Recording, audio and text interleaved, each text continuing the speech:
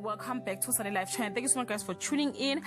We are talking about the former Uzalo actor Name, whose real name is Nkosinathi Maphalala, who has lost another family member following his father's passing last year.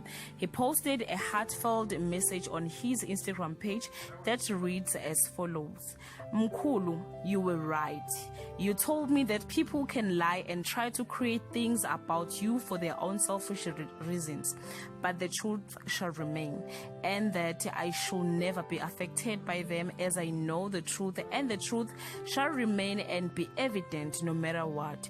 It saddened me to even type this, as I only just recently lost my father, and now you two have left us to be with him too. What a sad week, but thank you for gifting me with mom. Thank you for speaking life and positivity upon my life.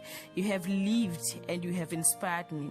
I shall do so too. I honor and celebrate you, and I will continue to do as you said, and to uplift and inspire many through my life. I love you, Mkhulu. Rest in peace, Mkhulu, granddad.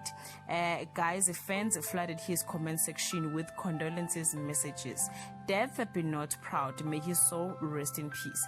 If you are going through the same situation, guys, be strong and be courageous.